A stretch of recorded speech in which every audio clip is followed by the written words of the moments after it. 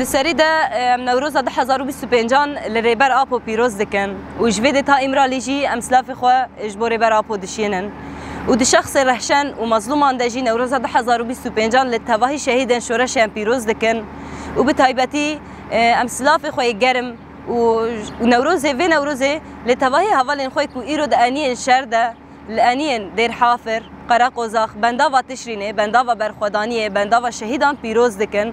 ام دبیجن کو ام فیزیکی لفرن لروحی و فکری جی ام لقال وانا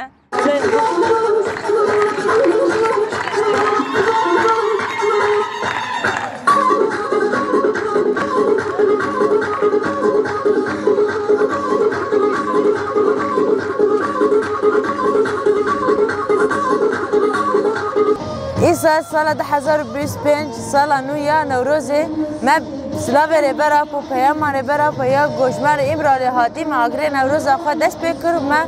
ویجی ما اگری نوروز آخوا گشت کن سری دو سام ریبرا پو سلاو دکن ام نوروزش لی پیروز دکن ولی همی گل ما یا گل نهار بنداوا تشینه برخوادن و ده همی چپر شر دیگو برخوادانی دکن ام وی نوروزه همی پیروز دکن و امی که و اگری نوروزه و پیام ریبرا پو سلاو ریبرا پو یا گوشمر امرالی هاتی ام که سرکفتنی سر بخینه و سرکفتنی یامه بشی ریبرا پو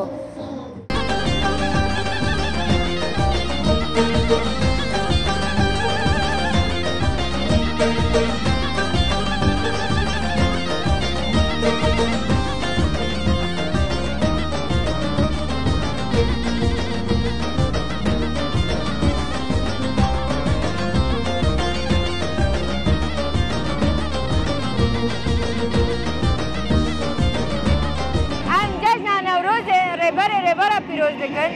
گل ولاد پاریس پیروز دکن حوال شهید پیروز دکن حوال کنه چپر شهر ده ام جشن نوروز الحمو حوال پیروز دکن دایبا سال 2025 ببین سال آزاد کردن ریبر گلا آزاد کردن گل کرد ام همو وقت شروان یه پیشه ام جشن نوروز حوال خواهی کنه چپر شهر ده برخوادانی دیگه جشن نوروز 2025 تواهی مروایی پیروز دکن